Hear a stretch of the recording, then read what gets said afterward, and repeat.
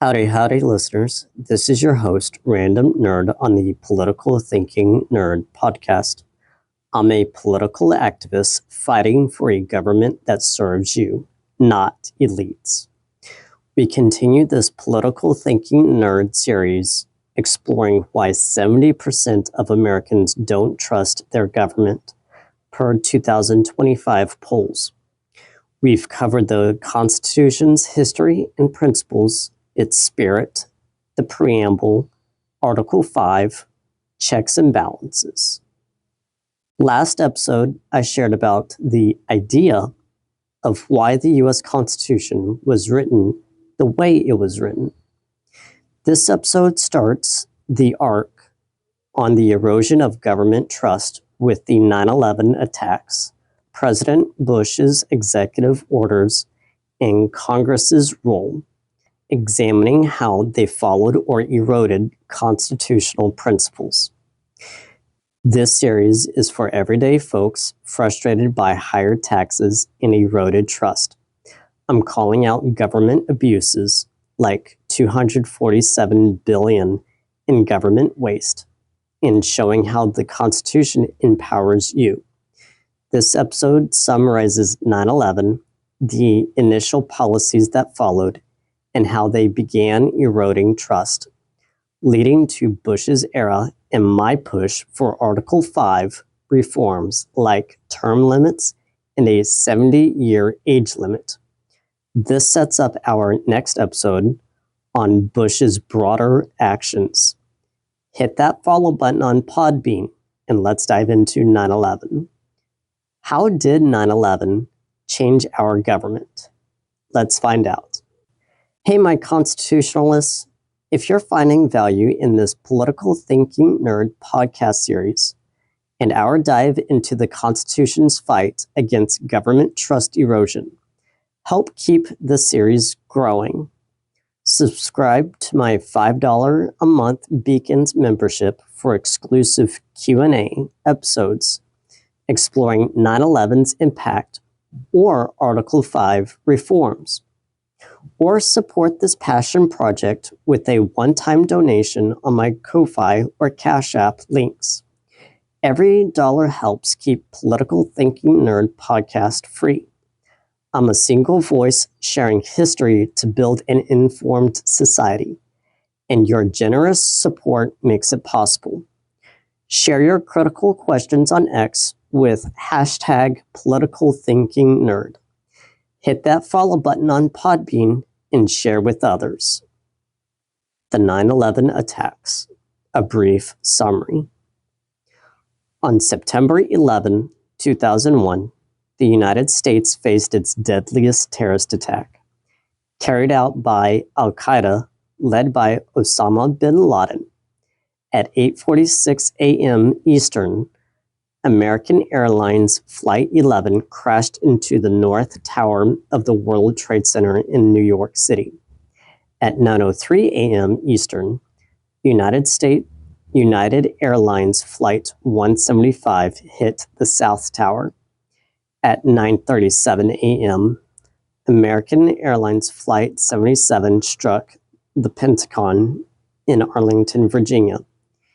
And 10:03 a.m. Eastern, United Airlines Flight 93 crashed in a field near Shanksville, Pennsylvania, after passengers fought hijackers, likely preventing an attack on the U.S. Capitol or White House.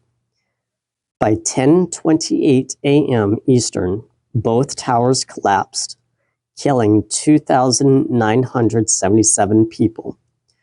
2,606 in New York, 125 at the Pentagon, and 265 on the planes, including 19 hijackers, per the 9/11 Commission report.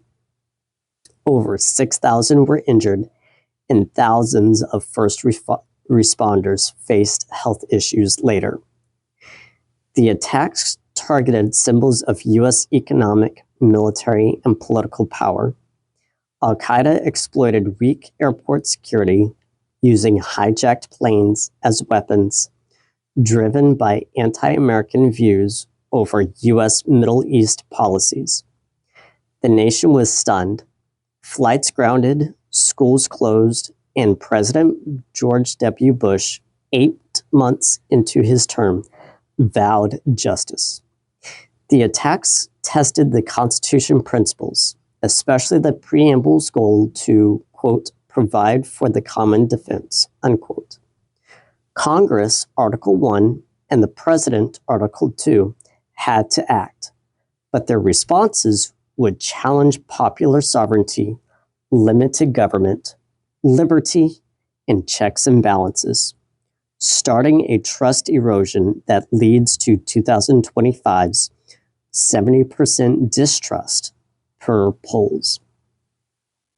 Bush's executive orders and Congress's role.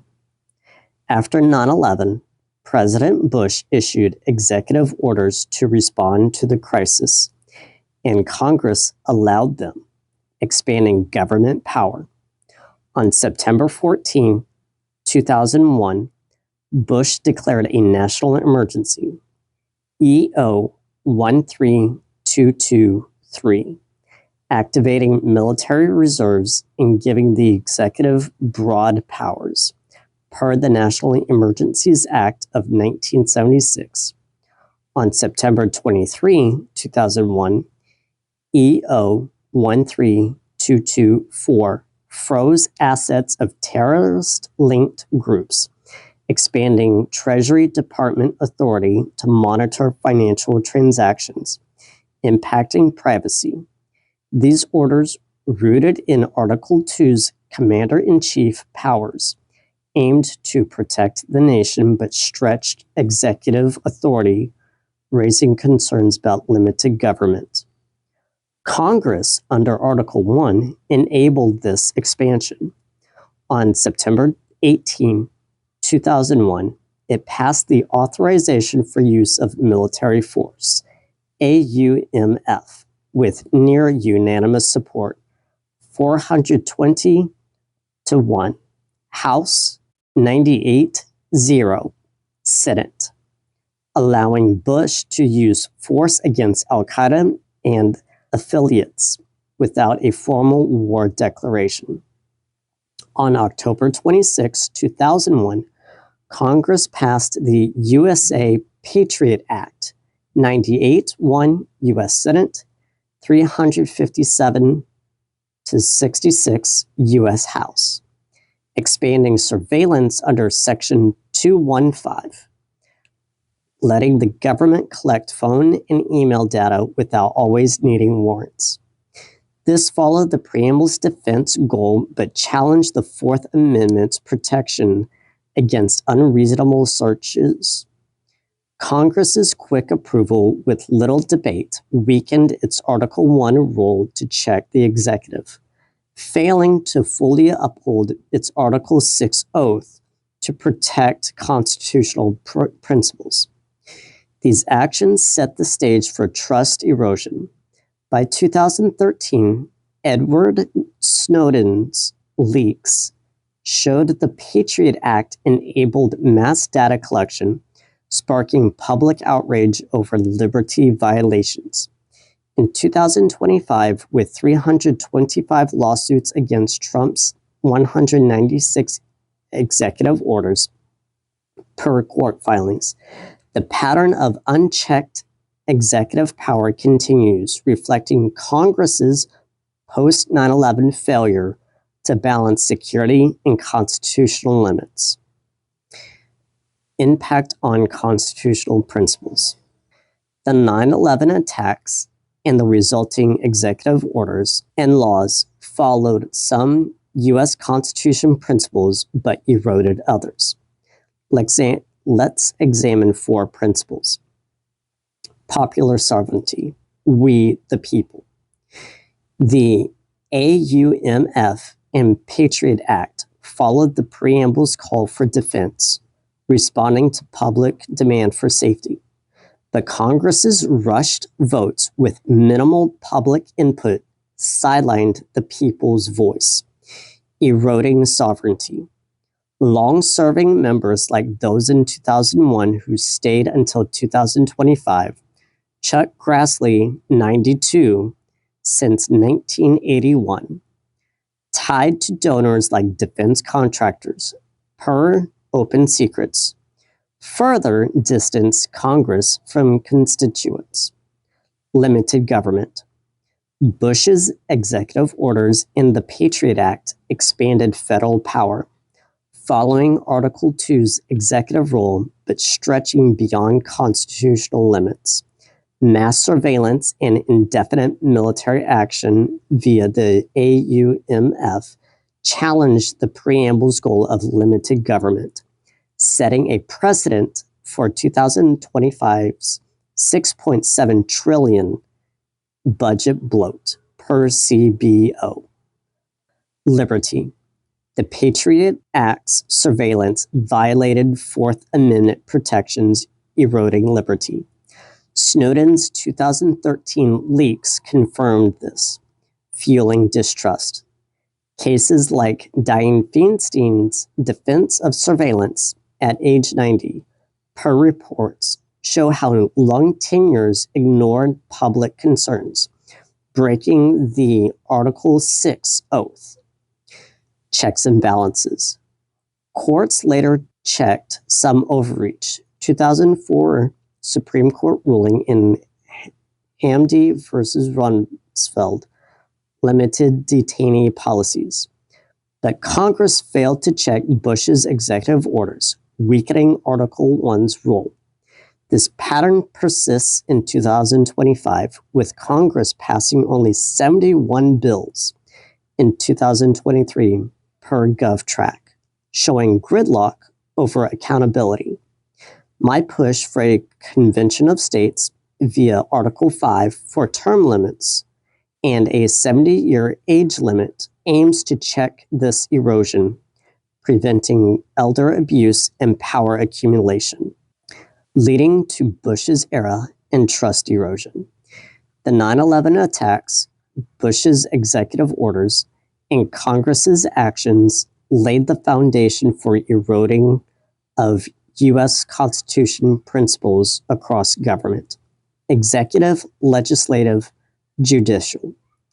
The executive's expanded powers, like Executive Order 13223 and 13224, set a precedent for unchecked authority, seen in 2025's 325 lawsuits against Trump's executive orders. Congress's failure to debate the AUMF and Patriot Act weakened its Article 1 rule, enabling career politicians to prioritize donors over the people, fueling 70% distrust. The judiciary, slow to act initially, later checked some policies, but not enough to restore trust. This began a trust erosion arc. Bush's broader policies, like the Iraq War and surveillance growth, further strained liberty and limited government, setting the stage for Obama, Trump's first term, and Biden eras. My Article 5 push for term and age limits aims to reverse this by empowering the people. Learn about 9/11's impact and discuss reforms to check government. Next episode will cover Bush's era and how it deepened this erosion. Let's wrap it up. Today, we summarize the 9/11 attacks, Bush's executive orders, and Congress's role, showing how they followed but eroded constitutional principles: popular sovereignty, limited government, liberty, checks and balances, starting the trust erosion we see in 2025's 70% distrust. This leads to Bush's era of government expansion. As an activist, I'm calling out government abuse and cheering your constitutional role. Next episode dives into Bush's era, continuing this erosion of government trust arc. Until next episode, this is your host, Random Nerd, for truth, transparency, and fairness. If you found this episode meaningful, please continue to listen to my next episode as I dive deeper and research further to share my knowledge with you. Thank you.